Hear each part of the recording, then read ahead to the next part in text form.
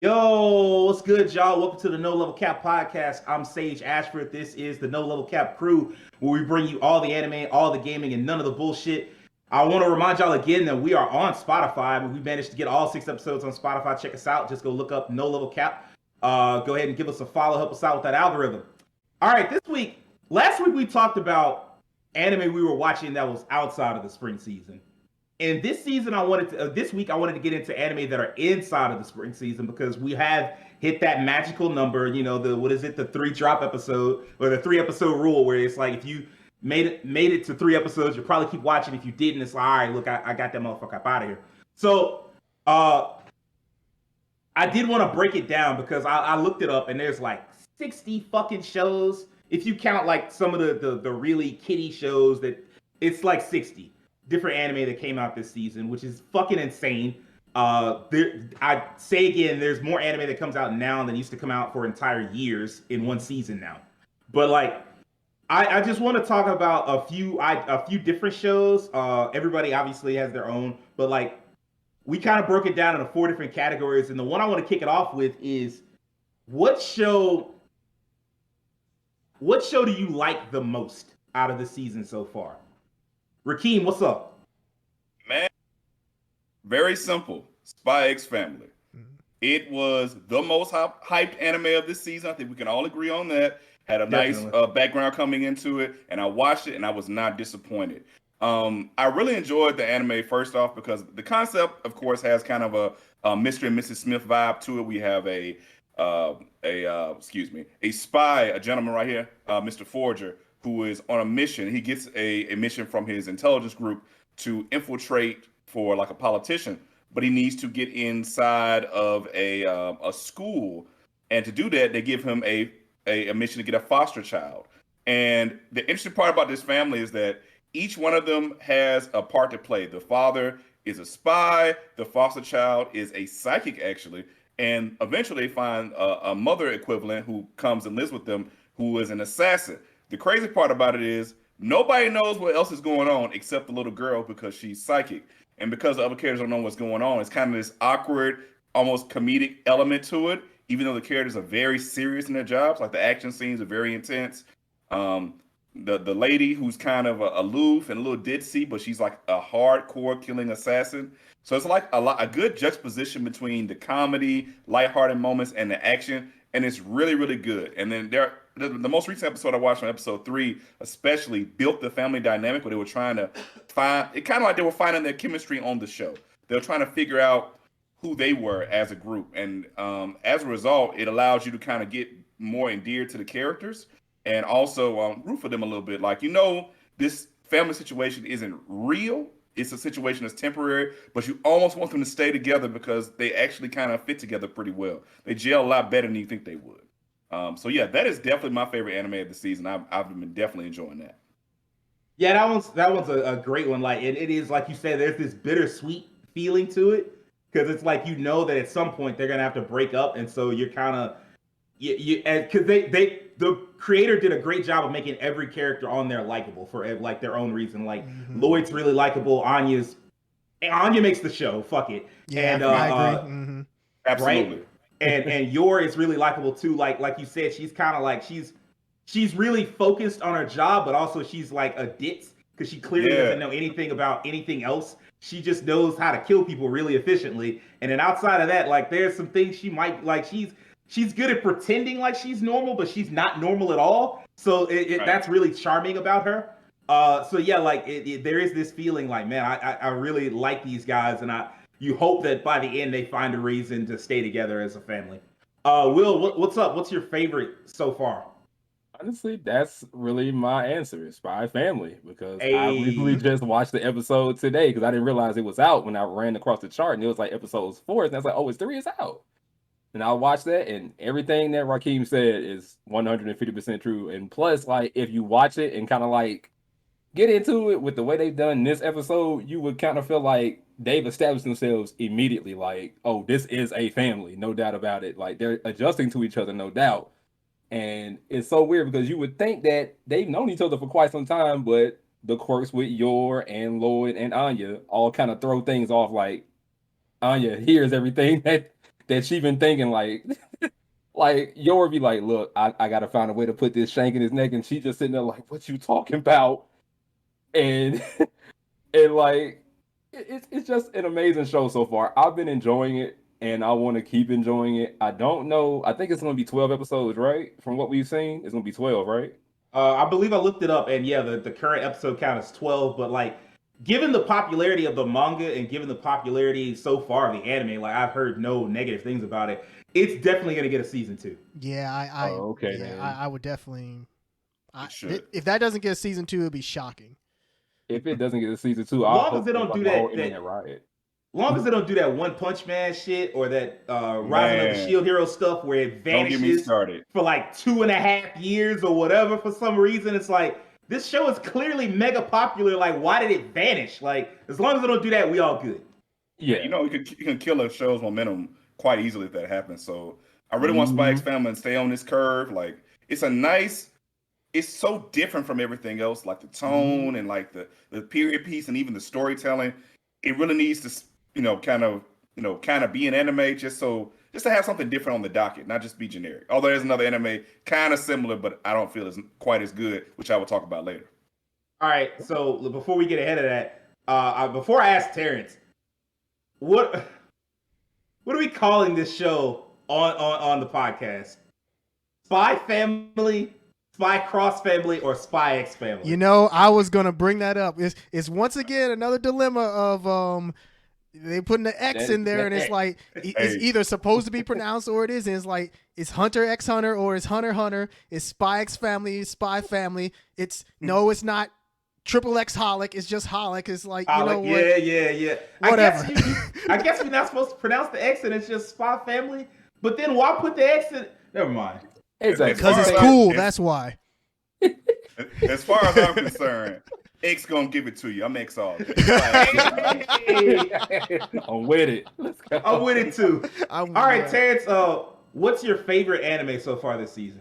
I hate to sound like a broken record, but here we go again. Spy Family. I mean, so okay. I mean, y'all, what's up? I'll give my reason why. Like Hey. Spy Family, it's a fun show. Like I watched the 3rd episode today as well, and it just brings a smile to my face. I just I'm really the only motherfucker that didn't watch the 3rd episode. I just happen to I spent most of this day catching up on all the shows that I wanted to be prepared for today, just so that I don't show up being clueless.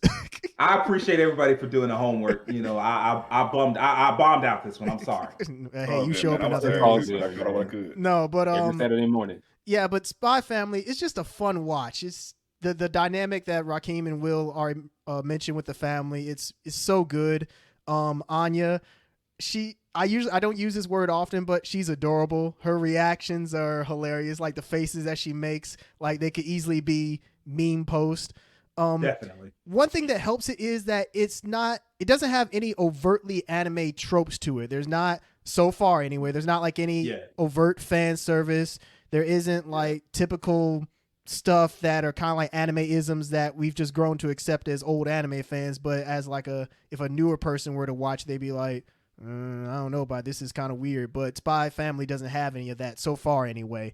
And also the setting, it kind of reminds me of an anime that I really liked from a while back, Bacano, in terms of like that not steampunk, but I don't know, kind of like Is that Victorian era type? Yeah, exactly. Yeah, so it industrial, just, like in the industrial period. exactly. There we go. Yeah, industrial. Yeah, so it just has that vibe to it, and I really enjoy that. So yeah, Spy Family is it's just a fun time, and I will say, you know, Yor is best girl, and I can say that because she's an actual woman that's of age. So you know, there you go. But yeah, all of them are really cool characters so far. I like Lloyd. I like Anya. I like Yor. I mean, what's there? I can't find anything that I hate about the show so far. So I can easily see it. If it continues this trend, I could easily see it being like an anime of the year contender. So Yeah, absolutely. I love how Anya on this show is also like kind of like the audience for us. Mhm. Like she hears the things other characters can't hear, and then she like, kind of manipulates what's going on. She's almost speaking for us. Yeah, she gets I to really react enjoy to all the insanity going on. Yeah. I'm gonna go ahead and be the lone dissenting voice. Hey, somebody has to be. we Spy can't all be Family a bunch is of not- clones. I mean, it's a good show. It really is. But Spy Family's not my favorite show. Like, of the shows that I've watched right now, my favorite, and it really got cemented today because I was doing homework for this, but I didn't get a chance to watch Spy Family for reasons. But I did get to watch Mob Secca, which is that's the Japanese word for the world of Ultimate Games is tough for mobs or whatever. Oh, that one. And, Okay, yeah. We talked about this before. I don't think we talked about it on the podcast, but maybe like in like the effectively our post show. We talked about this before. It's about this guy who plays this Ultimate game, and he's like forced to play this Ultimate game for his sister. He has no interest in it, but his sister's like, look, you got to play it. And it's like mega hard. It's a pain in the ass to finish. And he plays it. He like masters it, gets everything done. He gets the save clear data because his sister, she doesn't want to play the game. She just wants to see the save clear data. There's some special message at the end. So he plays it, finishes it, and then he gets isekai. Like he like finishes it on like no sleep, walks out. He's like, I'm gonna go get some food before I go to sleep. But he's like so dead tired that he like passes out, cracks his head on the stairway and dies.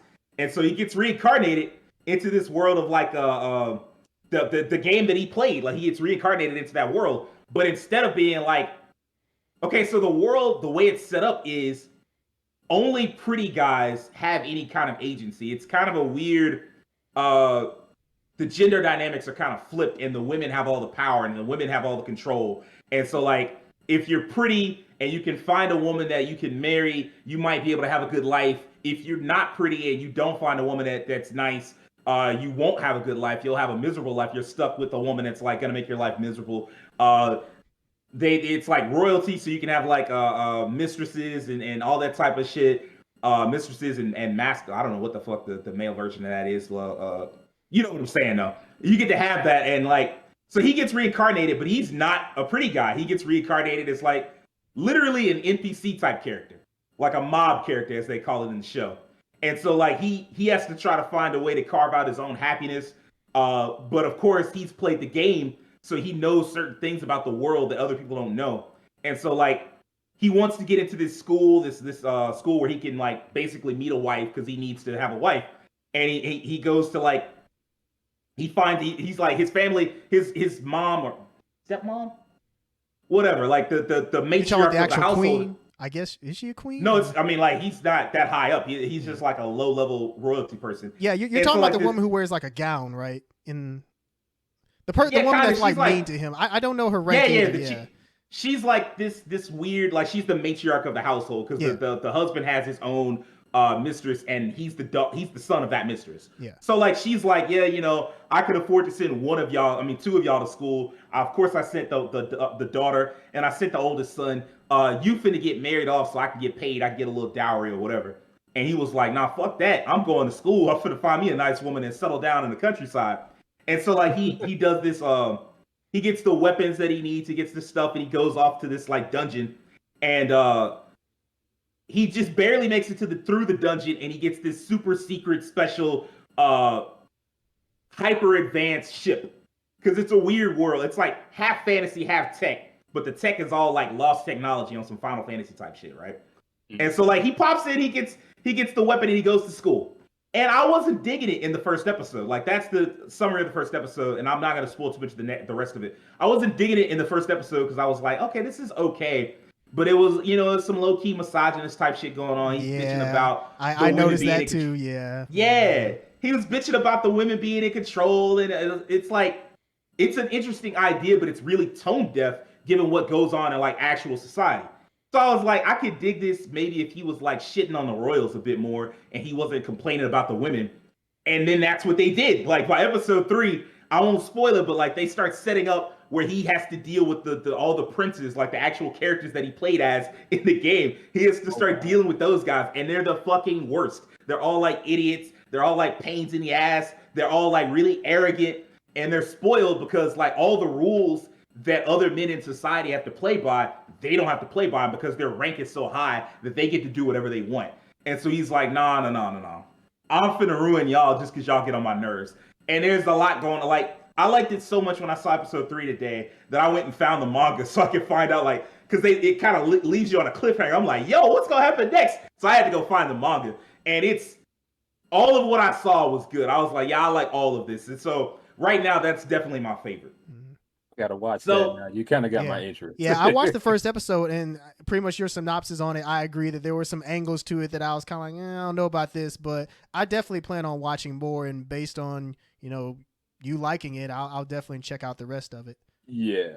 It's got some of the same vibes as not quite, but it's in the vein of Konosuba, where it's like the protagonist is just kind of like poking fun at all the tropes of Ultimate games and like isekai shit. And he's got overpowered stuff, but he's not overpowered at all. Like he's still got his own, like, let me put it this way. It doesn't matter that he's overpowered because he still has to abide by the rules of the world. It reminds me a little bit of this anime that came out a while back called The Eighth Son. Are You Kidding Me? Yeah. And it was like this world where, like, okay, I'm a royal, but like the further the guy went up in the royalty, the more the nobility, the more the king and the queen asked of him, and the more he had to do. And it's very much the same thing in this anime. So I think we're all gonna have the same answer for this next one. What is the show that disappointed you the most? I'm very interested to see what the single answer is. Terrence, what show disappointed you the most? So this one's going to be tough, and I'm very curious when you said you think all of us are going to have the same answer. I'm very curious to see if everyone else is going to say the same thing. So far, and this is just so far, things could definitely change as more episodes come out. I unfortunately have to say Shield Hero. Really? Yeah, Shield Hero's first couple of episodes, it hasn't hit the ground running as hard as I would like it to. It's not like, the first season, despite, the circumstances that are set up and everything, it has a really strong start that gets you into it. The second season so far, it's not as engaging, and like I said, things could change. The big thing that I've noticed, and a lot of people online are talking, well, maybe not a lot, but there are a couple of people online that have talked about this, that the pacing seems a little off. Like, it seems like we're kind of skipping some stuff just because we get to episode 1 and the green hair girl from the Bow Heroes party is now part of Shield Heroes party, and it's like, well, what happened? And they kind of explain it, but it just kind of happens. Did they skip that? Huh? It's covered. Like, I haven't watched it. It's covered in the manga.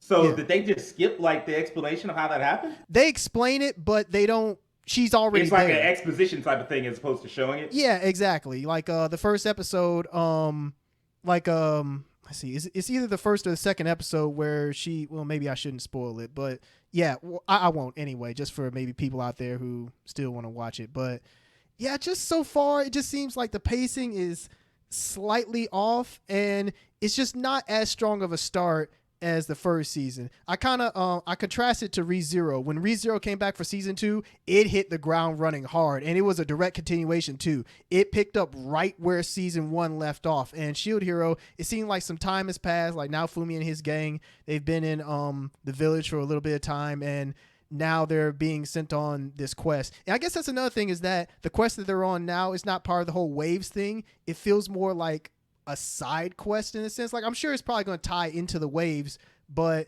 as of right now, it just feels like something extra that they're having to do before getting back to like the main story. So like I said, things could change. And when I say disappointed, I don't mean like it's bad. I just mean, for me, it isn't as strong as the first season starting out. And things could change. I hope that it changes. But just for right now, that's the show that's kind of a disappointment for me. I will say honorable mention. Yeah, I'm sure maybe this is the show you're probably talking about, Skeletonite. There we go. Yeah. I'll let you all get into that. I'll just say, yeah, that was a disappointment for me just on the way they handled episode 1, but I'll let everyone else talk about that. But yeah, that's a disappointment for me right now. It's just Shield Hero, just because it doesn't seem like it's leaving the best impression at the moment. I mean, I see where you're coming from with that one. I was on Reddit, I was on Reddit's anime subreddit, and I actually saw a thread that was about that, where they were like, "Man, I'm not digging Shield Hero season 2," and I did a little reading, and I'm like, "Oh, okay, so it's Like a lot of people that were in that thread kind of felt the same way, that they just thought it kind of lost steam compared to season one. So I mean, I'm surprised. I'm not surprised that you said it. I'm just surprised given, you know. Oh yeah. I don't know. I don't know why Skeleton Knight didn't click, but as the choice is the obvious choice. But yeah, I'll let everyone else discuss that. I mean, I feel you though, because like Shield Hero was good. So in the way of like, if you walk into Skeleton Knight with no expectations, you might be like, oh yeah, I mean it was bad. Okay, we're moving on. Yeah. As opposed to like Shield Hero, which you kind of like, and then you see season 2 and you're like, oh, this isn't what I was looking for. So yeah, I feel you where you're coming from on that one. Rakeem, what's up? Like, what show disappointed you, man? I would say a combination. Well, one, I kind of agree with Terrence that Skeleton Knight did kind of disappoint me in the first episode, just because of the obvious kind of like the pacing issues and the tone issues. The other one is kind of a little bit disappointed, but not necessarily because of the show. It's because I got to get used to these kind of tropes, and I started watching Love After World Domination. I'm gonna continue watching this show, but like I'm not as used to romance anime as everyone else, and my problem sometimes with romance in other shows and things is like it's always exactly what you expect is gonna happen. Like it feels like it leans so much into the romance, and the twist of this, of course, you have like this in Love After World Domination, you have a Sentai group on one side, and the villain group, and it's kind of, first of all, it's really cool to see a Sentai group in anime animated, which seems becoming more common these days. That's pretty. It is. For some reason, I was laughing because like when I was talking about Mob Secca, the princes are like Sentai, like they have multicolored. Oh yeah, because they're different. Yeah. So you're right. Yeah. You are seeing more Sentai characters. Yeah. The show animation was fine. But like it's something's just not clicking quite for me, and I want to continue watching it just to see if maybe I can get a little more deeper into it, but I'm just not super feeling the plot right now. It's really, really, really basic and straightforward with like the silly romance angle. There is some nice comedic elements to I like that, when they have to kind of cover up the romance that's going on, because you have a hero and a villain loving each other, the Romeo and Juliet part, that's pretty cool. But other than that, I'm just not quite clicking with that. With Skeleton Knight, I'm kind of disappointed with that, because I made a mistake of watching Overlord last year. And I really freaking love Overlord. And seeing, a skeleton type character after seeing Ain Zalgun and Overlord and his character, and just the juxtaposition, and there's some similar tropes there too with the RPG kind of elements. Man, it's just it just drops the ball for me. It's like my expectations were a little higher for that. So those are kind of like my 2 points. Yeah. Excuse me. Let me ask you this, Keem. How many episodes of Love After World Domination did you see? I've only seen the first episode. I have to continue watching it. Okay. Yeah. I mean, one thing I will say is Love After World Domination feels, and I mean, I only watched like what you had on. What it feels like more of a gag manga or a gag anime in addition to being a romance, and so it's not necessarily a straightforward romance like a. Y'all gonna have to help me out because I'm blanking on in terms of like just a regular romance anime. Yeah, like Tony Kawa or something like that. Tony Kawa, Tony Kaku, or Toradora. Like the ones that have straightforward plots. Yeah, it's not necessarily. It doesn't feel like that. It feels more like along the lines of like we're gonna show you a slice of life, day in the life of kind of really soft. The word I'm looking for. Just fluffy, like really fluffy type stuff. And it isn't necessarily going to be as plot based, so that's just something you have to keep in mind going in. I will also say that when it comes to that type of show, I think the idea is with them already being together in the first episode, it's just going to continue to build their relationship and them learning about each other as the episodes go on. So I'm going to tell you right now, if you're not into that sort of thing, then you're probably better off just dropping it, because that aspect of it is probably not going to change, where it's just going to be about them getting to know more about each other, and maybe like some kind of hardship gets thrown their way. Yeah, that's usually the wrench they like to throw in those kind of shows, where something happens or like some misunderstanding to where they break up, and then they find out that it was just all a misunderstanding, or something brings them together and then they're loving again. The romantic comedy angle. Yeah, exactly. In that aspect, it can be predictable. So I get where you're coming from, but that's probably the angle that it's going to take. Yeah, to be fair though, one thing I do like about having these seasons is like you kind of get a fresh coat of paint to try new things out. Because Sure. me, I'm really old school. I was a shonen boy growing up, so it's been these last couple seasons where I've kind of tried to break out my mold. Like I'm watching like Welcome to Demon School. I've been really enjoying that. It's more of a comedy kind of anime, Gintama, an anime like that. I really enjoyed those. I will give an honorable mention because I don't know if this had its first season like a couple months before the current spring season. An honorable mention to an anime that I was disappointed in was Love of Kill. I did not. Oh enjoy yeah, it. I watched that. I watched maybe about 5 or 6 episodes of that. Yeah, it was just a weird dynamic. It just kind of it's like that. It's weird because it's like almost the same tone and world, kind of like Spy X Family, but like if you just messed everything up and maybe not like anybody. Yeah. I can agree with that. I can agree with that. I can actually, and you know what? That's kind of what got me into it was that it kind of had like a spy or like an assassin vibe to it with maybe like it was completely different from what I thought it was going to be. I thought maybe it was just like maybe two assassins just end up falling in love with each other and, stuff just happens from there where maybe people are coming after them or something. But no, it's about this dude who essentially is not a very good guy and he kind of just stalks this woman and kind of Pepe Le Pew's her in a sense in terms of just really trying to make her love him. It's kind of weird. Horrible. I'm not gonna lie.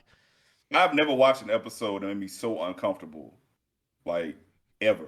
Like I was like, "This is not." Damn, more than Skeleton Knight. I meant to go back and watch this, but I guess I should be uncomfortable. But that was the show, not the character. Oh, in the show. Okay.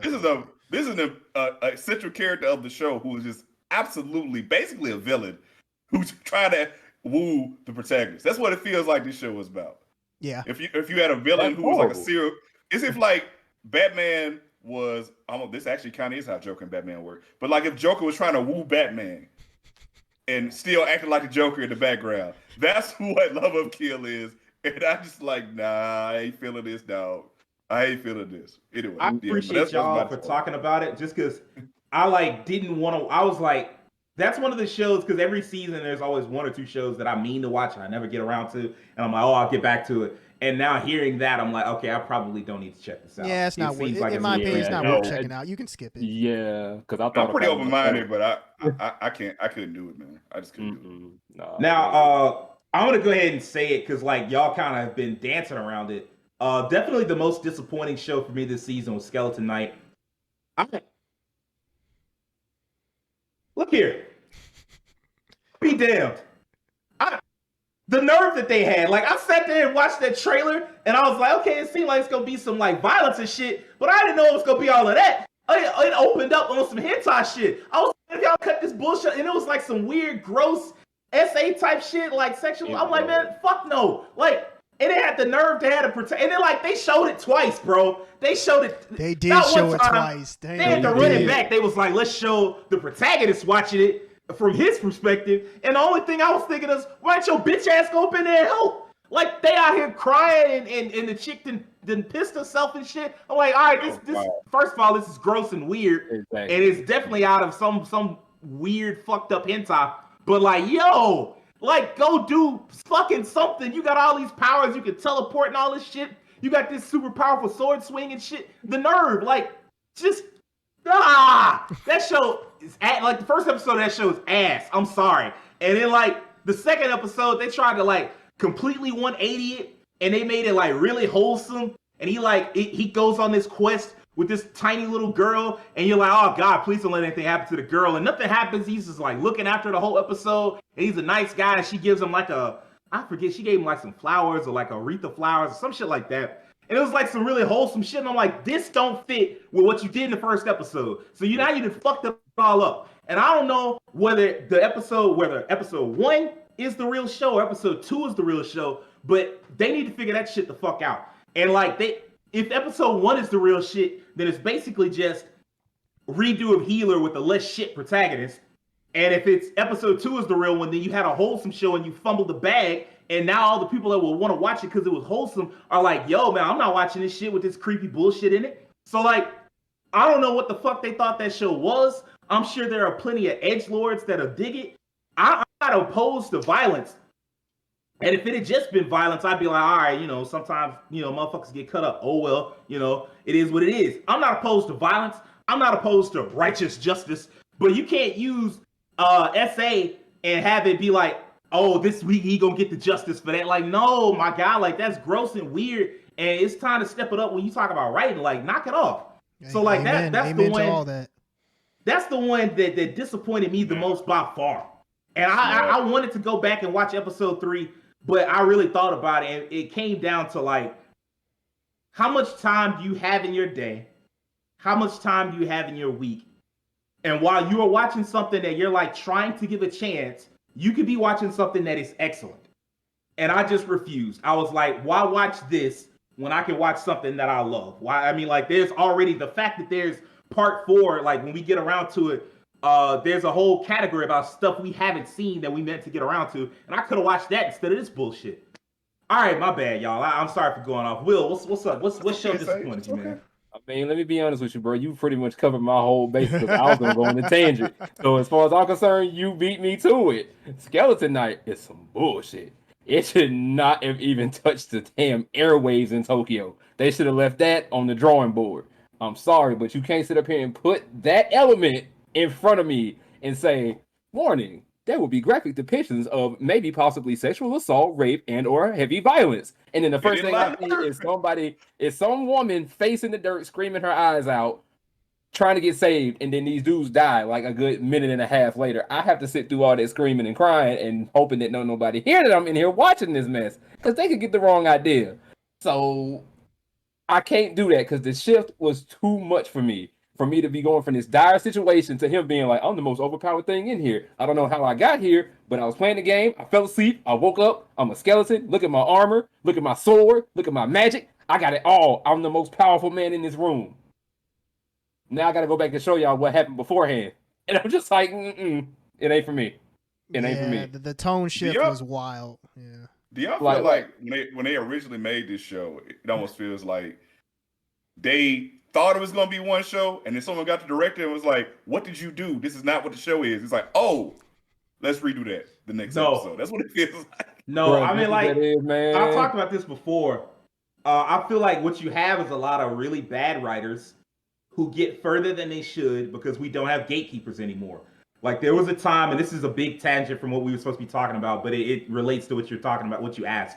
There was a time everywhere where if you wrote a book, if you wrote a novel, a manga, whatever, you wrote it and you had to send it to somebody. You had to send it to an editor that worked at a company, and they would read it, and if it was bullshit, trash, they threw it in the trash where it belonged. Now, especially in Japan, where you can write web novels, which basically, you might as well say it's like the same thing as writing like an original fanfic. Like, I don't want to say fanfic, but y'all know what I'm talking about. Like, you write it and you put it up on what is it? Archive of Our Own is the new one. I almost said fanfiction.net. I don't know what was it, like blogger.net. I got an app called WebNovel. There's an app called WebNovel. You can literally call one called WebNovel and put on there. Exactly. Like, you just put it on there, and like, if people like it, it don't matter if it's good. They go, oh, well, the shit gonna sell. Like, yeah, I think it's trash, but so what? It's gonna sell. And so the next thing you know, somebody's first novel, which should have been in the trash where it belonged, instead it becomes popular. Everybody goes, oh wow, I like this a lot, and it's really somebody's first draft. And then when they do the second draft, it's like a light novel. And then next thing you know, somebody's fucking first project winds up as an anime somewhere. And that's what this feels like. It feels like somebody's first project ever, where they thought that sexual assault is just something cool to like have, some like edgy cool thing that you could have the protagonist save some people from. And I'm like, that's not how that works at all. And then the nerve, I gotta come back to it because the nerve to put the thing up that Will's talking about, the warning, and then like, you didn't even have time for the warning. Like 2 seconds later, you hear screaming and horrible shit happening. I'm like, who the Next topic. Yo, you got ready to cuss so bad that your mic censors you flat out, bro. You can't even get the rest of that word out. All right. What show surprised y'all? So, Will, what show do you feel like surprised you the most this season so far? Like, surprised in a good or a bad way? Surprised in a good way. Well, right now, like I said, I just started watching a couple extra shows this week to try to pick something out that I want to watch.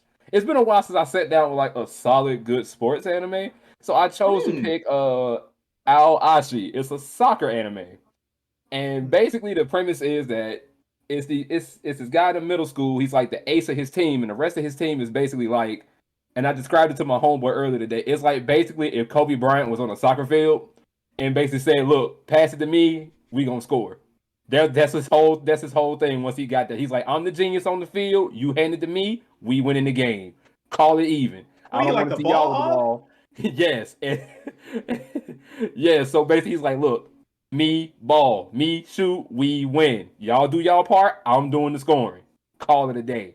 Now, as he's going through all of this, basically what happens is they're in like this championship game against another middle school, and somebody he knew from another school was there, and he started shit talking him about everything from his family down to his old cleats to his teammates, his everything. Like he was basically roasting this man on the field. He was like, "I'm trying to get under your skin to keep you on game," but instead of that, he let it get to him, and he headbutt this man on the field. He was just like, "Look, get out. I don't like you. Don't talk.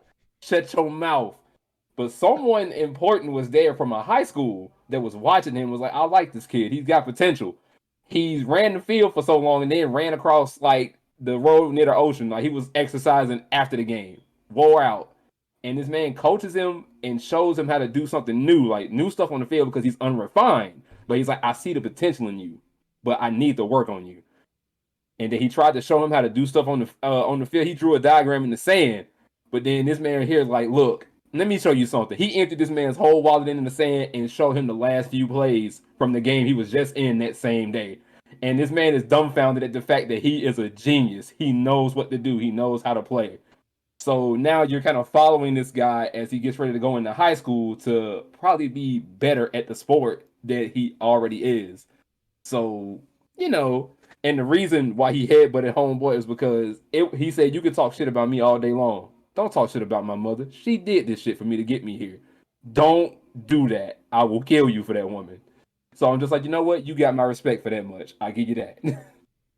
I'm a little surprised. Like you basically described this man. You said he was the Kobe Bryant of soccer, and he was like ball hogging all over the place. Yes, and what I expect normally, especially out of anime or like Sentai, is like a message about teamwork and the importance of working together, and like no person's more important than the next. And it sounded like it was none of that. They was like, "Hey, he really was just that nigga on the court." Fuck. Nah, that's in the Zuma 11 you talking about. Yeah, that's what I thought. That's that one. Yeah, like it's that, but I think going forward into the next couple episodes, I think when he finally gets up to the high school level, because this is at his middle school time, when he gets to high school, I think they're gonna try to start teaching him that, because he's like, "This is the only way I know how to play on the field. If you give me the ball and let me shoot, that's all I know. Give me the shot." How many episodes have you watched so far? So far, I'm on 2. Right now, I'm finishing 2. Okay. Mm-hmm. But it's actually really interesting, and I want to see how they go, because it's different from what I've seen with like Kuroko no Basuke and a few other shows like Ace of Diamond. What's it called? I think it's called One Outs, and something called Money Pitch.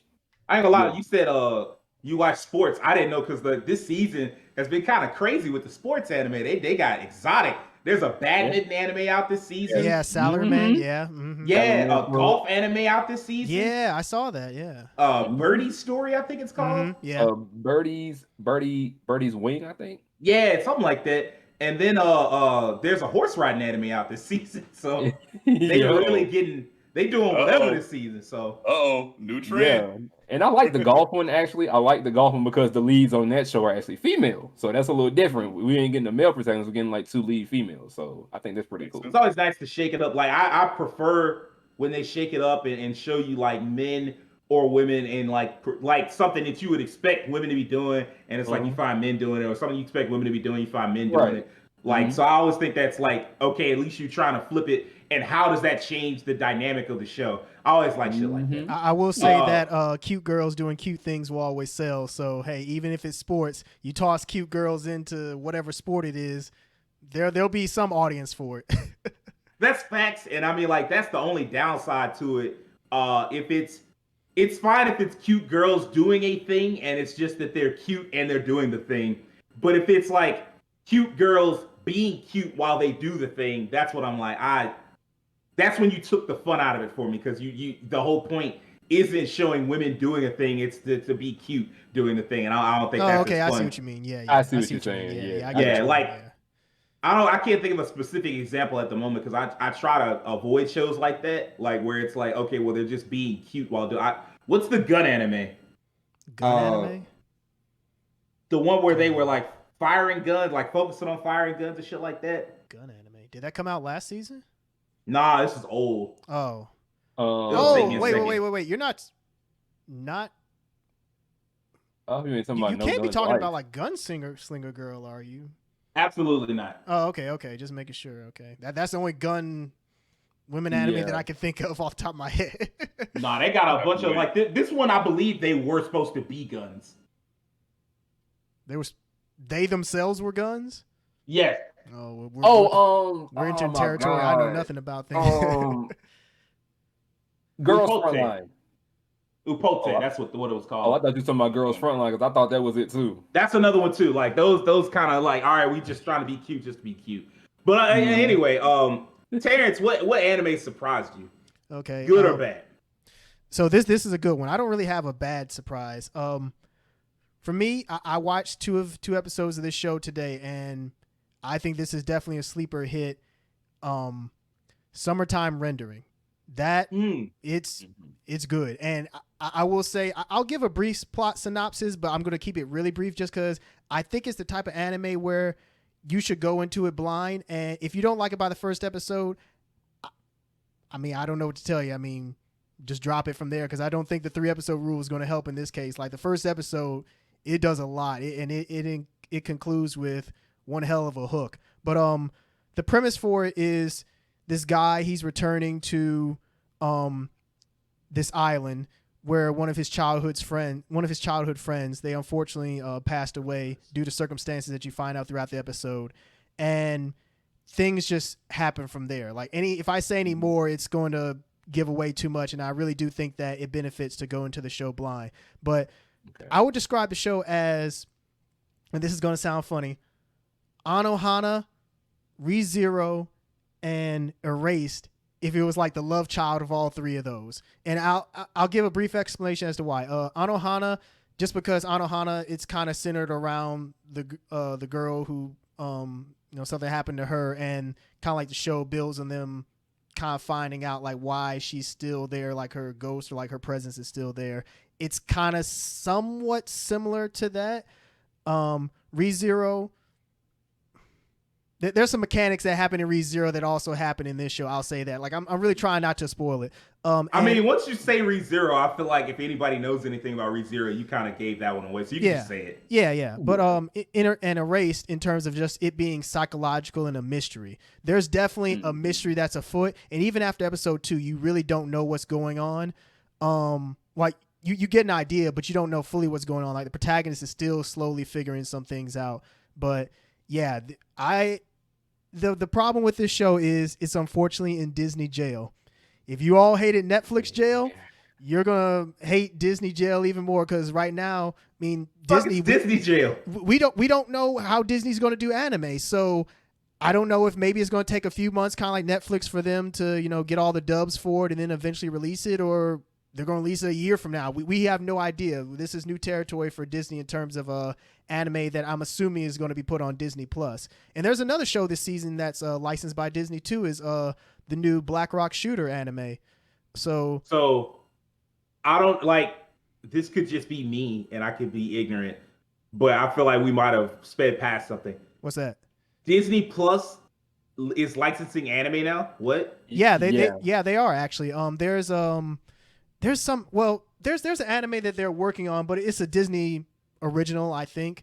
It's anime, but it's still done by Disney, or I think it's going to be done by a Japanese studio at least. But yeah, Disney, it seems like they are licensing anime as of this season, because as of right now, you can't watch Summertime Rendering officially. I had to do it the old way, go to the sneaky websites where you might get a pop-up or two that if you click on it, to sail the seven seas. Yeah, it might affect your computer or something like that. But yeah, that's the only drawback, is that because it's not out there officially. I don't think people are really going to search for it, and thus it's going to be a show that maybe when it does eventually get on Disney Plus or whatever Disney plans to do with it, then people will catch on to it. But as of right now, it's probably just going to get lost, and only those who are like the diehard anime fans that try and watch like the best of the season are going to be the ones to seek it out. But I definitely recommend it. Like, if what I've described so far, if that sounds good to you, I highly recommend just checking it out.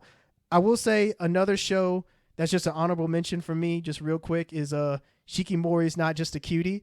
You know, I'm the big rom-com I watched the slice of first life episode guy. of that. Huh? I actually watched the first episode of that. How'd you like good. it? It's cute. Yeah, it was yeah. like surprisingly cute. Like it does a lot of role reversal type stuff. Uh-huh. Because you have like this guy and he's like really kind of soft. He's really fucking unlucky, like on some next level type shit. He reminds me of the protagonist of Tenchi Muyo GXP for like the Tenchi Muyo Hardcore, where everything's constantly just going wrong for him. Like at one point in the first episode, like a sign almost dropped on his head. Yeah. Like what the fuck? Who has that happen to them? But yeah, I thought it was really, really cute. So go ahead, my bad. No, you're good. Yeah, I was just going to say that that's the aspect that I actually really like about it that surprised me, is that it's pretty much just a role reversal. Like, instead of usually you have like the male is the prince or the protector, and the female character is like the princess or the protectee. And in this case, they flip the roles, and she's more like the protector. She's kind of like the cooler character, where if anything happens to her boyfriend, she's ready to throw hands for it. Yeah, it's just really cool. It's just really cool to see that role reversal. And the main male character, he's more moe, so there's that aspect to it. That's normally a female thing, but yeah, it's a really cool show. And the production values, like, it's really nice looking. Like, the art is really nice. Like the way this is random, but kind of like the hair looks, like the highlights and everything looks really nice. The the color palettes a lot. Yeah, the color. Yeah, that's a good way of putting it, like the color palette. Like the ED is really cool with it shows like her protecting him from stuff. It's really funny. What else was I gonna say about it? Yeah, I really like it. I think that the fact that they start off together, like they're already boyfriend girlfriend going into the show. Most shows like that, and we're starting to see more of that now, where a lot of these rom-coms, they start off with the characters already together, as opposed to you having to wait 12, 24 episodes for like, will they, won't they? Maybe at the last episode they'll finally get together, or maybe they'll hint at it or whatever. But no, they start off this show, they're already together, they have an established relationship, and much like Love After World Domination, it'll be pretty much just about them continuing to learn about each other, learn about their friends, and their relationship will just continue to grow stronger throughout the show, or whatever wrenches get thrown in it as the series progresses. But I really enjoy it. I like the first 2 episodes. I haven't seen the third one yet, but in terms of rom-coms for the season, I think it's really solid. The true standout is probably going to be Kaguya-sama, just because that one has been dominant for multiple seasons now. That shit is everywhere. Yeah. It is definitely, it's the romance anime right now. So. Yeah, it has. Funny enough, I have not seen it just because I just never got around to it. I know I should. I know people are like, Terrence, you're in the rom-coms, you haven't watched it yet? It's on my list, but it's one of those shows, unfortunately, I just have not sat down and watched it, even though I know I really should, and I eventually plan to, but just haven't gotten around to it. But anyway, those are my... That's cool and all, but we're not gonna speed past this. I'm sorry, you try to speed past this. Terrence, when you talked about summertime rendering, were you suggesting that people go sail the 7 seas, sir? I mean, you kind of have to, unless what? No, not even a VPN will help in this case, because I don't think you can. Well, I don't know how you can watch it in Japan. So I was going to say, how you gonna watch it subbed is the question. Damn good question. I mean, That's a good question. If it's not, I'm saying like the only other way, like it sounds like we got to sail the 7 seas for that one. Look, I mean, some days you got to be Luffy, so hey, put on your One Piece hat and yo. To add on to that, with the summertime rendering thing and the Disney licensed anime, I guess they first dipped their toes into that with the Star Wars anime compilation. That is true. A year or 2 ago. That is true. It was actually pretty well received. I watched a bit of it, and it was pretty good. They did have some stuff that was subbed and dubbed in between there. They went all over the place with that stuff. They had 3D anime, 2D, a whole bunch of different studios, different tones, some animatrix type stuff. Mm-hmm. Yeah, I think that was their way of kind of like, let's see. how our audience reacts to that, and let's jump into that. So them licensing more anime is gonna be very interesting to me. And to be honest, Disney Plus needs more content because it takes a little minute for those new Disney movies to come out. Those Marvel shows take a minute. Those Star Wars shows take a minute. Some stuff can get delayed. So having anime and new shows come out all the time, especially right now, as we know, anime is everywhere on pretty much every streaming service that you can get to. Most of them have. They can't anime. pay nobody though. Exactly. See, yeah. what was that, episode 4? Yeah, go back and listen to episode 4. I forgot. Come off it. Y'all, it's Yeah. everywhere now. It's on Disney. I know Disney got dollars. Come on. Yeah. Y'all got Disney dollars, but don't pay them in that. Pay them in real money. So Rakeem, what show would you say surprised you? The show that surprised me, and this is a show we actually kind of watched together, Shadowverse Flame. I was very surprised by this show because I didn't even watch I'm gonna talk about the second show. I did not watch the first season, the first show, period. I watched the first episode. I was like, yeah, this is cool. The second episode, I don't know if it was a tonal shift a little bit. It probably isn't that different in tone. But first off, I like the protagonist. He's a traditional, if you've ever seen a card fight, shonen style anime, you kind of have the beats on how those protagonists kind of work. They can either be really cool, laid back, and really focus on the game, or they're gonna be annoying. That's pretty much no ends between. That's the whole pantheon. Luckily, he wasn't annoying, so that was already a plus. I think the reason the first season, that's a whole different protagonist though. So well, that's what I mean. Like, my bad. The first season's protagonist, he was annoying. Exactly. So this guy's Exactly. like you say, he's the more cool guy. Exactly. So I think the reason that I was drawn to this show at first is because I watched Build Divide last season. And although I liked kind of the stuff that was going on Build Divide story-wise, where it was in a different direction with the story, a little more serious, they did a very bad job of explaining the game. I was 7 or 8 episodes in, and there were things I still didn't quite understand. With Shadowverse, they did a much better job of getting me into the base game, although I have played this game too, which helps. But they did a better job to me of explaining some of the base rules in the early episodes, and did a much better job of differentiating what my opponent's deck does. It's crazy too, because the first episode, the protagonist is invited to go to this card battle school or whatever. He has never played the game before. He doesn't know how to play the game, really. So he's learning on the fly.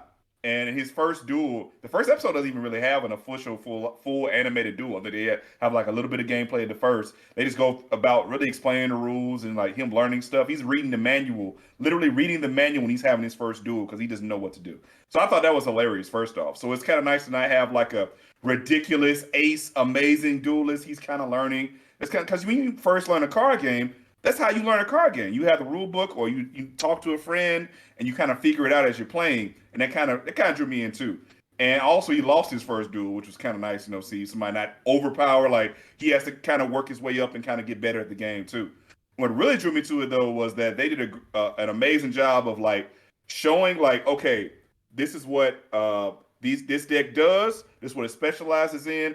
He's got to overcome this specific strategy. And I think with card battle or any battle anime, strategy is king. If you can make each opponent different and interesting in their own way, and then the main character can't use the same tactics every time, it makes the show more interesting. For instance, Zatch Bell, for instance, with the Motos, each Moto had a whole different set of techniques and rules and abilities, so he had to change his moveset.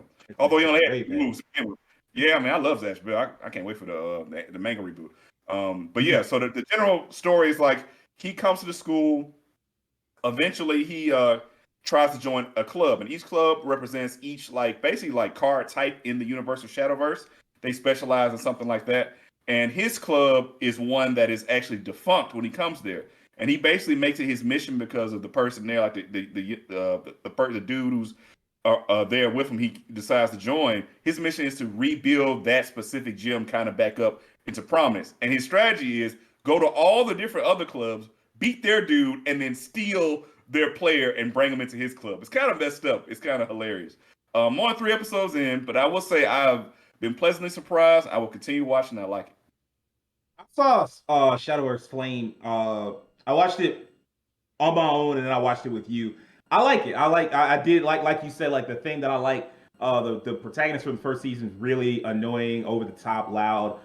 Those kind of protagonists do well for kid shows, and there's only so much complaining I can do as a 34-year-old man watching a show that's aimed at kids in Japan. Like, come on, man. Like, oh man, it would be nice to like, man, shut up. It ain't for you, no way. So like, if those shows aren't for me, I just kind of move on. I don't really say anything. I don't offer any criticism. But Shadow vs. Flame, it does have, like you said, the other kind of protagonist where it's like just kind of cool, chill. He has his own little moments where he's like comedic, but he's like unintentionally comedic. Like yeah, like this episode, like there's this point where his like partner guy is asking him, it's like, hey man, you talking about me joining the group? And he was like, yeah, man, hell no, I ain't joining your group. Like, it's gonna get me in trouble. Like, I like that bit. Like, there's good comedy, and then like you said, like he's not instantly overpowered. Like I fucking hate when a character shows up and he's like mediocre before the series starts, but something about the moment the camera starts, he like the most OP motherfucker ever, and he gonna win every duel he's ever in. Like, I hate that. And it wouldn't have made any sense. Like the first duel, like the other thing you said, where the first episode didn't even have a duel, it didn't have a match. It just sets up characters. I like that. Like, it's taking its time. And then when he does have his first match, he doesn't win it because that wouldn't make any sense. He goes and duels like the head of a whole other club. It's like, if you beat that person, they shouldn't even be in that club. Never mind be the head of that club. So he dueled him, lost. I'm like, cool. I got what I wanted. And now you can start building them up. So I did like that show a lot. The show that surprised me the most, and this is kind of weird, but Spy Family. Spy Family for me, y'all know me. I don't typically watch the super popular show. I was never an Attack on Titan guy. I was never a Jujutsu Kaisen guy. Like, I'm the super duper popular stuff I usually skip for one reason or another. But Spy Family, I just looked at it and I was like, this don't seem like it might be for me, but I'll still give it a shot. It looks cute. And I mean, like, I fell in love with it, like, pretty much just like y'all. It was like, Anya is like probably my favorite character this season. She's just such a nice, likable character. She's adorable. Every episode, I'm like, I don't want anything bad to happen to Anya. I'm finna fight somebody if something bad happened to Anya. She feels like a genuine child. Yeah. Yeah, like it's weird to say that, but it's like a lot of kids in anime, they don't really feel like real kids, but Anya feels like a real kid. About that. Huh? There are a lot of characters that feel like adults in kid bodies, and Anya just feels like a kid. And yeah, exactly. I get why that may be the case in a lot of shows. Is because a lot of those shows have those absent present parents. Yeah. You know what I'm saying? The parents that ain't at the house, but these kids are at the house cleaning, cooking, washing, going to school on time every day. Yeah, that's true. Them kids. That's why. 6'3" middle schoolers. That too. Man, you ain't never lied. These kids be. I'm like, man, that was grown up kids that big in America. Y'all need to stop. But exactly. Anya's definitely just like a genuine child, and you feel for like they build like they don't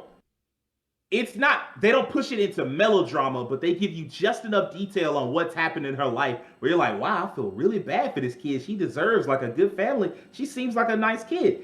And she is like, it would be one thing if they made her into a brat.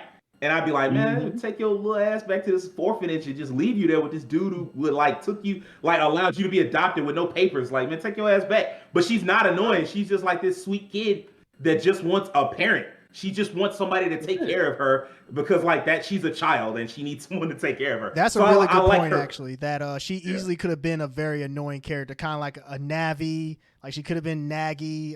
Yep. You know, kind of like the sidekick character, the annoying sidekick character that people just don't like. She could very easily have veered off into the wrong direction for that. But I think they've done a good job of making her likable enough while still keeping her a kid, where she's going to have her kidisms, where there's some things that are going to be like, well, I mean, that's just the way a kid would do it. But she's not annoying, though.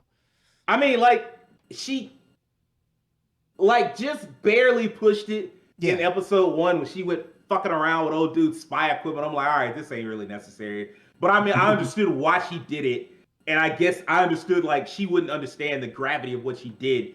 And ultimately, she hasn't done anything like that since. So I'm like, okay, this is fine.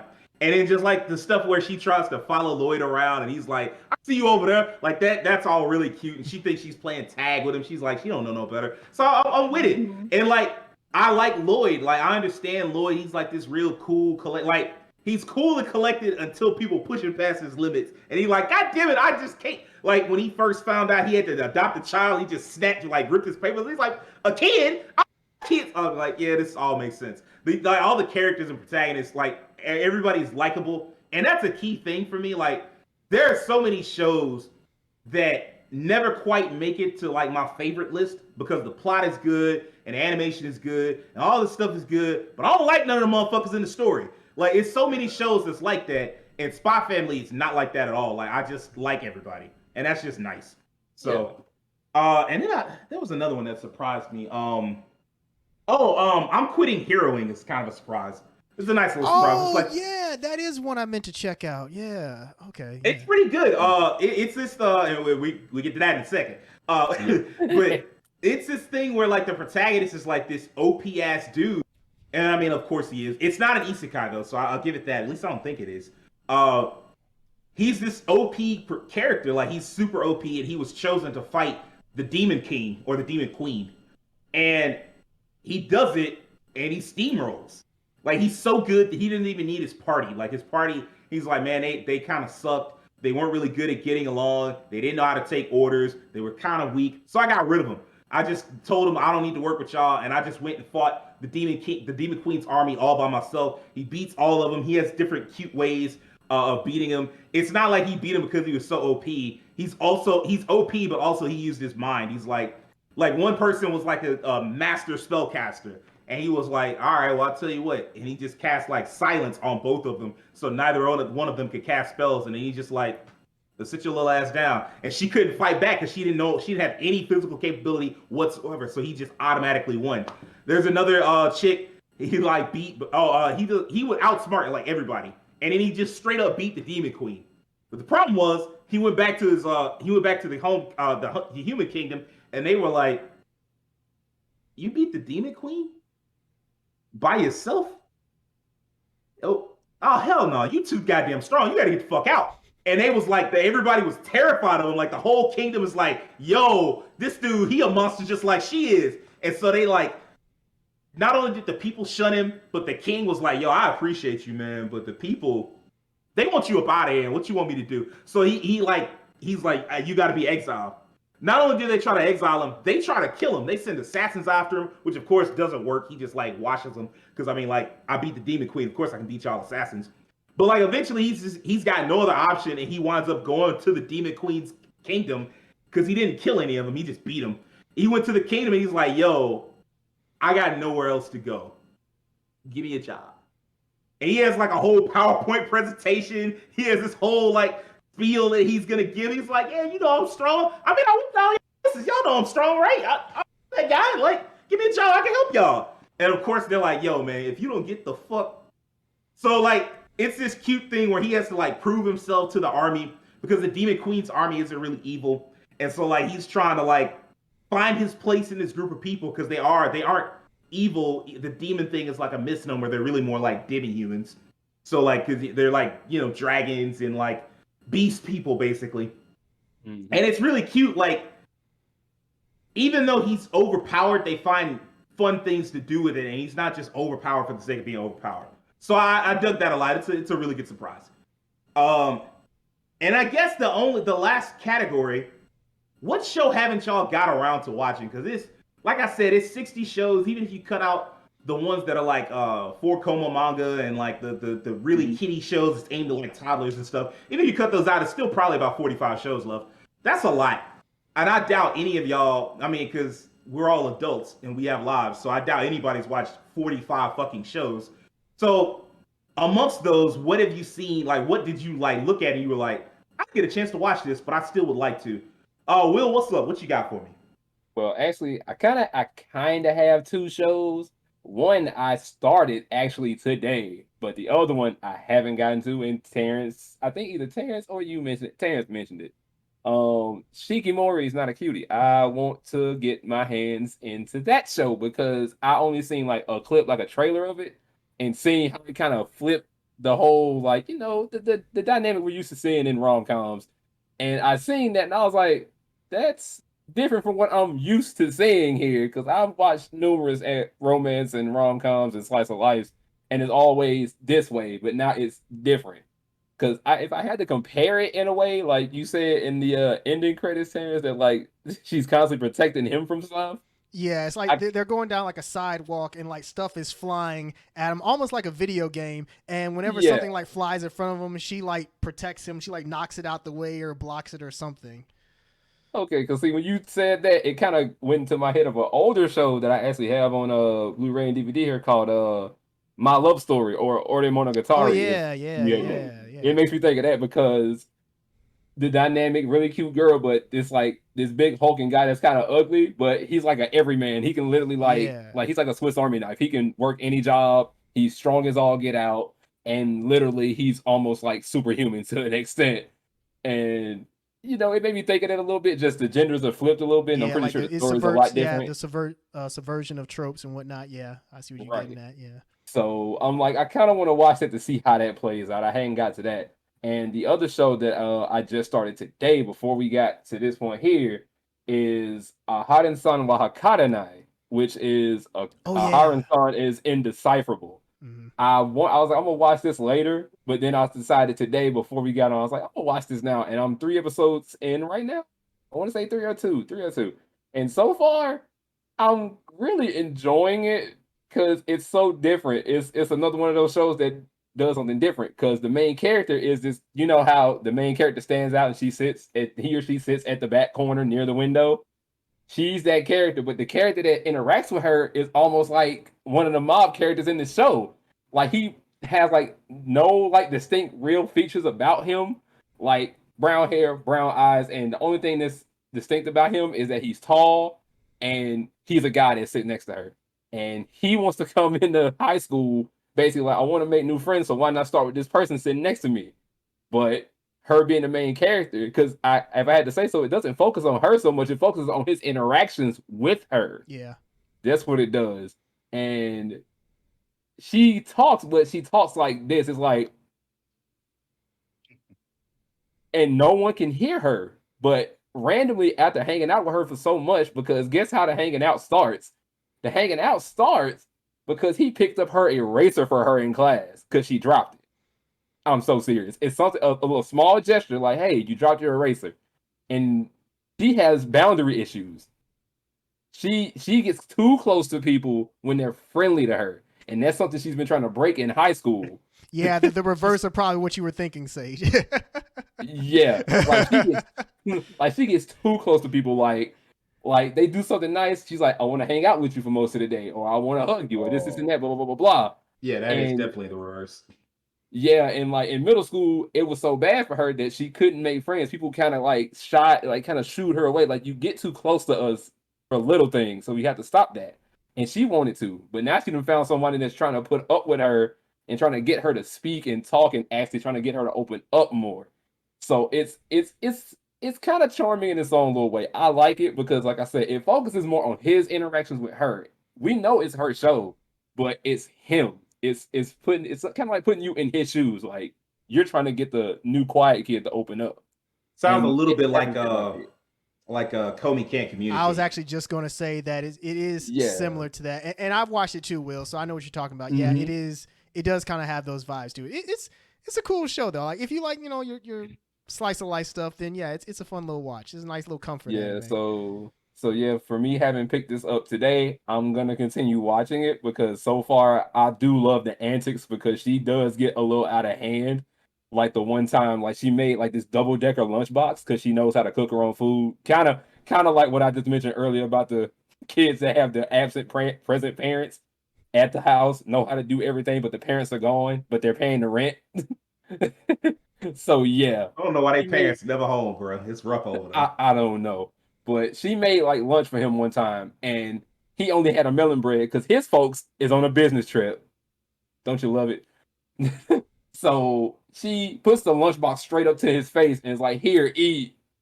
And he just like, "I really didn't need you to put this food in my face." But as he's saying that, he's eating. So he's like, "I didn't need you to."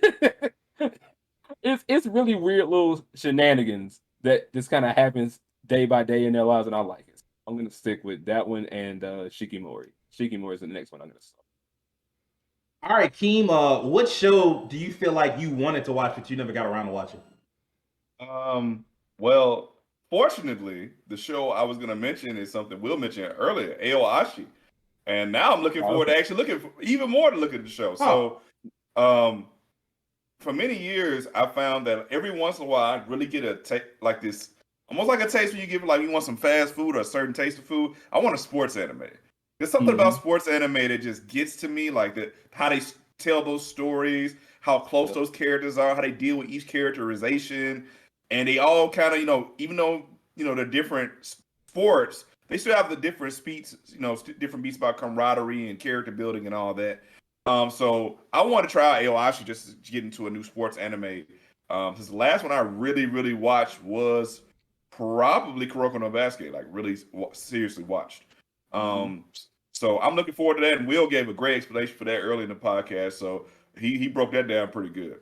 The next one is interesting. So this is an anime that has been running for a while, but its newest season happened in the current season. Many, many years ago, I had this thing where I was online. I was like, I want to see what are the best rated manga out historically, so I could try them. I feel like you about to take one of my answers. Oh shit! But maybe not. But this is a while ago. So, and then one day I scrolled through and I saw this manga called Kingdom. And I read the first few chapters of it and I freaking loved it. But I stopped right there. I said, I want to watch this in anime form. Then anime came out and the first season did not have great animation. It just did. It looked like ass. It looks terrible. I tried to watch a few episodes. It was a couple years ago now. And I was like, man, I love this story, but this animation is terrible. Fast forward, and I find out they had some time between some seasons, and they've changed the animation. It looks much better now. So now I am purposefully, like I started today, watching some of the early episodes that catch up to the newer episodes, so I can get to the newer seasons. Because I've been always interested in Kingdom. For those who don't know about Kingdom, it's more of a manga or anime about kind of like that this wartime period in Chinese history.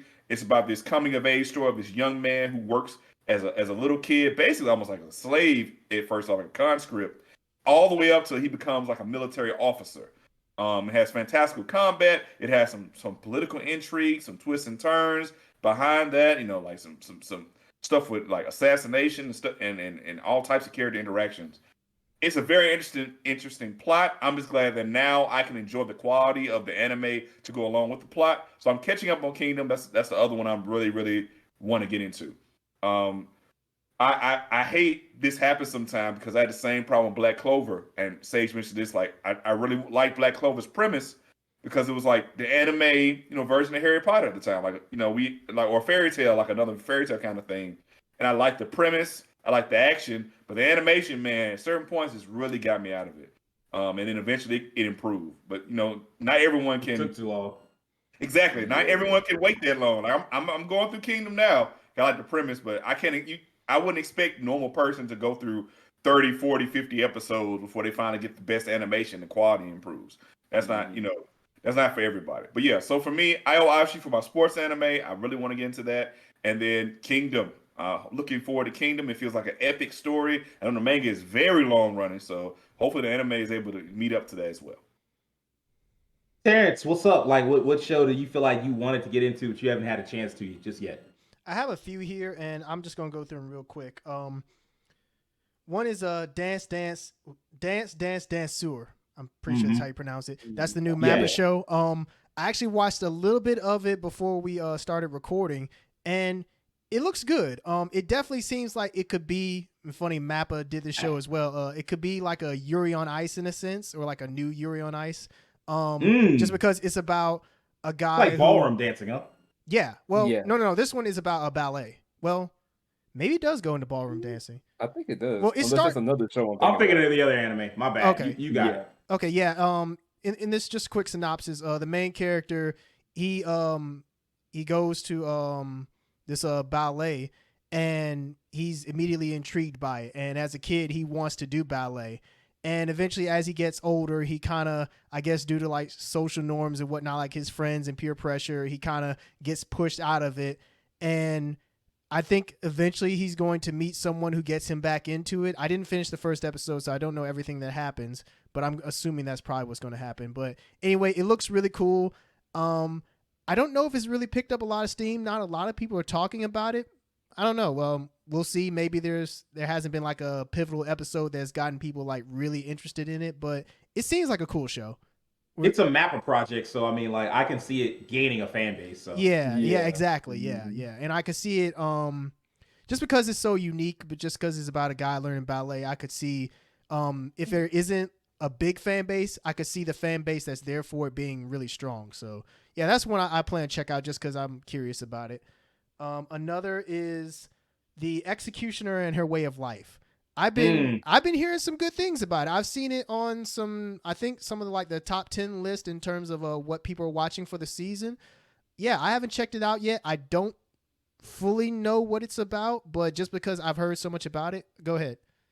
I do know a little bit of what it's about. So it's this world. It's interesting. It's like an isekai, but like it turns the isekai formula directly on its head. It's like, apparently in this world, isekai characters happen a lot. Like, people pop over from other worlds a lot, and they get kind of fed up with it, and they're like, all right, look, like, I guess a few of them caused a little too much trouble, and like the society just starts going, look, if you start noticing them, kill them.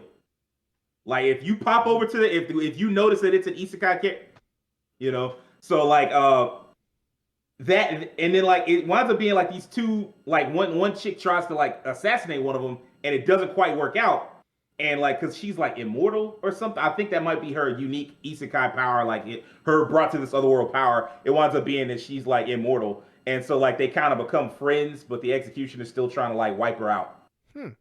Interesting. Well, hey, just based on that premise, I'll have to check it out. Yeah, but I've been hearing some good things about it, so I'll add it to the list, to the ever growing list. Oh man, I know, right? There's too many damn anime.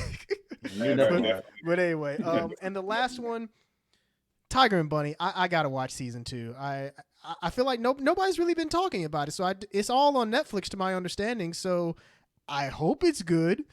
I hope that Netflix didn't just give us a shitty return after like 10 years. I really hope not. Well, I'll tell you what it is. If it is good, it's that it's on Netflix, and on Netflix, like a show pretty much like a mix of two things. It's been too long. It's been over a decade, and that show was like, it was hot for like a time period, but it was only 26 episodes. Yeah. So I mean, like that kind of you flare out quicker, like the popularity. It had 2 movies, right? Yeah, I think it did have a couple movies. Yeah. But like that's not a long enough time for like it to build an extended fan base. Yeah, time has moved on since then. Yeah. Definitely. That, and then it being on Netflix, so it's not weekly. And if it's not weekly, you can't build up the hype. Like JoJo, Stone Ocean, that conversation came and went like a motherfucker. Like people, like the JoJo fans still love it, but as far as like it trending every week on Twitter, none of that. So that's it. Even if it's good, you probably weren't going to hear a lot about it in the same way that we didn't hear anything about the Shaman King anime, and everybody thought, oh, that anime must not have done well. Psych, bitch, you thought that motherfucker got a sequel, and a sequel manga, and the sequel manga is being turned into an anime, so it must have done pretty well. Eden Zero, same thing. That one was super popular over there in Japan. Hiro Mashima, that man's a workahorse. So Komi Can't Communicate was popular. Was Komi Can't Communicate a Netflix show? Yeah, it was. Yeah. Wow. Okay. The second season actually, I think it's technically supposed to come out this season, but with Netflix it'll come out later, in all languages. So yeah, it's definitely supposed to come out this season. So, but yeah, like that's what happens. Like when it's Netflix and it's on there, it doesn't get that weekly boost of people talking about it online, wherever it is, whether you're on Reddit, Twitter, TikTok, whatever. Like if you don't get that weekly boost, that kind of hurts your popularity. And so like even if it's really good, nobody's gonna know. Yeah. Well, I'll just have to check it out regardless. Like I said, I don't know if all of season 2 is on Netflix now or if it's just being released weekly and they'll release it later. But either way, I'll just have to check it out just because I really loved Tiger and Bunny when it came out. I remember watching that at the tail end of college or when I was out of college. I forgot exactly when it came out. But yeah, it's an enjoyable show. I definitely want to see what they do with season 2. But there are some others that I could mention, but those are the ones that I really want to watch. You want to lightning round them? Like, just don't talk about them. Just like lightning through them. Like, just like these anime. Yeah, Honestly, like, the only other one is you all know. Has anyone here watched what is it? It's your boy Koming. Oh, it's your boy Koming. Koming. Yeah. Yeah. I kind of want to watch that just because I've heard so much about it. People are saying that it's a Never sleeper heard of of the it. season. You say you what, Rakeem? Never heard of it. I know a little bit about it, Keem. I think if I remember correctly, this is about a Chinese strategist, and basically he gets isekai into modern time Japan, and he's helping out a pop star. And shenanigans heard that- ensue. It's like And this legendary from like the what is it, the Three Kingdoms era. Yeah. He's like a Three Kingdoms era strategist, and he gets reincarnated. He's like, oh, I wish I could live in a peaceful time, and so he gets reincarnated into a peaceful time, and he just decides to help this pop star out. It's got a weird, like the localization name I think was meant to be more eye catching than anything. Yeah, it's your So, boy. Yeah, it was. It's Your your boy boy. Koming. I don't know why it's that. Like instead of, but I mean, like, You know it what? catches your eye, so I It caught can't- my attention. Title. I thought y'all swear, was like, man. that was like a catchfam of the show. That's the actual title. Is it's Yeah. your boy? Yeah, it's your boy That's Koming. the, It's that's your the boy localized Koming. title. Yes, Fam. Fam, hold on. Netflix. it might be good. They Got me say on Netflix. Heard nothing but good things about it. Yeah, I've heard good things about it too. But yeah, that's one. I And the might other check it is man, the English title is so weird. A couple of cuckoos. I've heard of that. It's And a yeah, hair. yeah. I was actually gonna read the manga, but Yeah. I've also heard that the show is really the par. It's not up to par. Oh, I've seen a couple people review it, and they were just like, To my understanding, I think it just came out today. Like the first episode just premiered. So maybe maybe the first episode didn't leave good impressions. Yeah, that's what I'm saying. Like people got the first episode, was like, this is Well, I'll check it So, out I and don't see. know. But those are it. Yeah, that's pretty much it for me.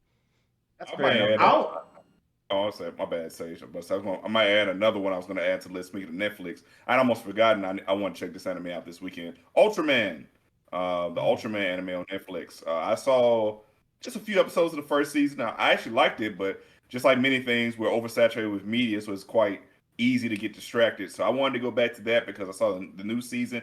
The trailer kind of made me hype. I was like, this is pretty cool. I got a recommendation from a friend to give it a watch too. So I'm gonna check that out. So for me, one of the ones that I haven't gotten a chance to watch yet, Terrence talked about it. He didn't give it glowing praise, so I'm not super excited to get into it now. The Rising of the Shield Hero. I watched season 1, most of season 1. I did this thing that I should not do. I need to stop, where I got too into the show at one point, and so I looked up the manga, which was ahead. Of course, it's based on a light novel, but I mean, like, I ain't doing all that reading. So I looked into the manga, and I was like, okay, let me read ahead. And I read too far ahead, and then I just never went back to the anime, because the anime is more time consuming. So recently, I got back into it, and I think I left off at like episode 12 before, and I watched up to episode 20. There's like 4 episodes left to finish off the season, and I just never finished the season out before the new season started. So now I'm like 8 episodes behind.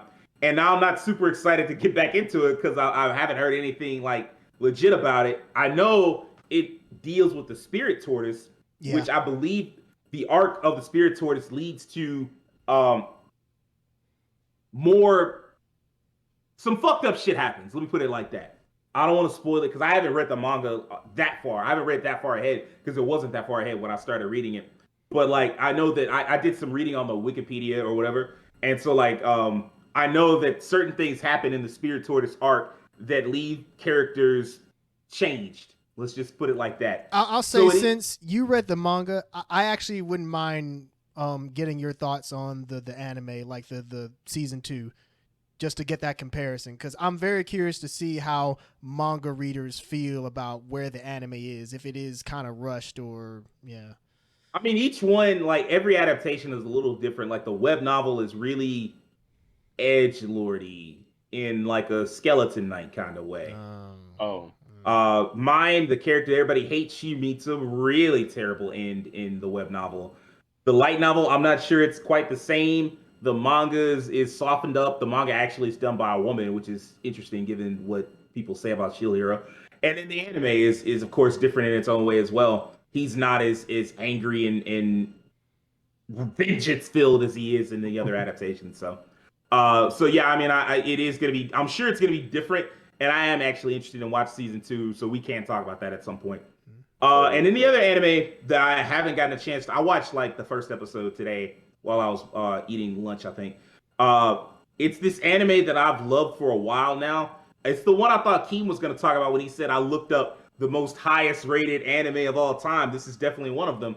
Or at least it was at one point.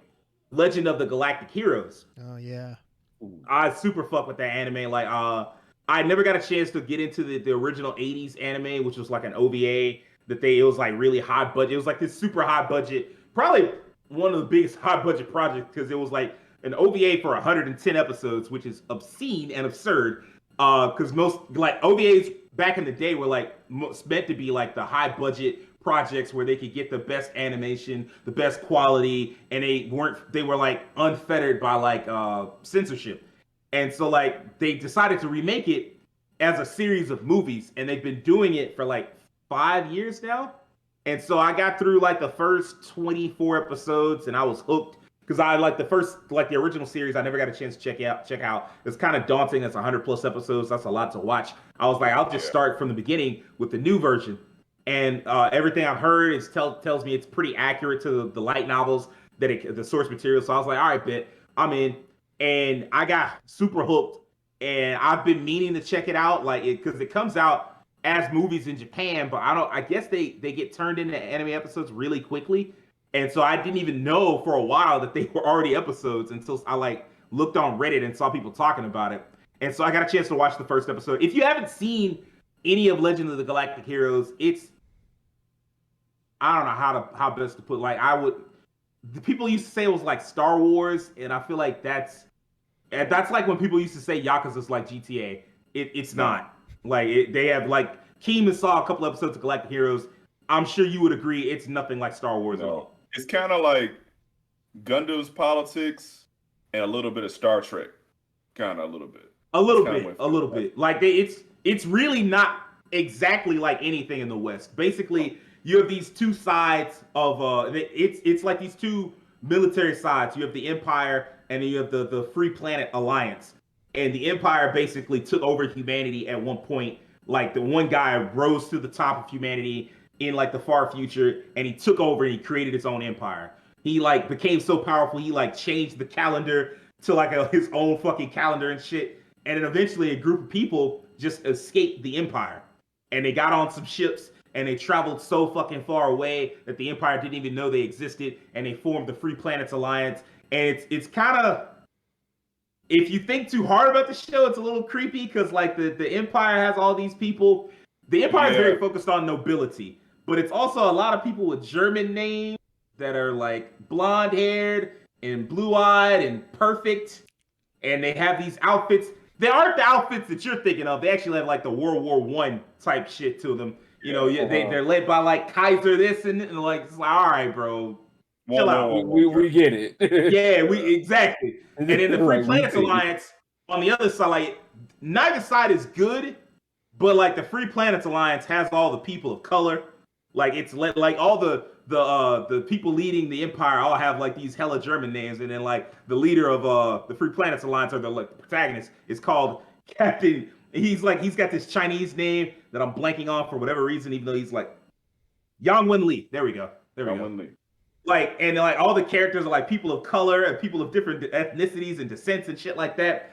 And it's interesting because you get to look at the politics that have led to both sides being because they've been at a stalemate. Like eventually the Empire finds the Free Planets Alliance and they're like, yo, y'all supposed to be part of us. I don't care where y'all came from. Like, I don't care how long y'all been over there. Y'all the Empire. And so of course a war breaks out, but the war's been at a stalemate for over 100 years.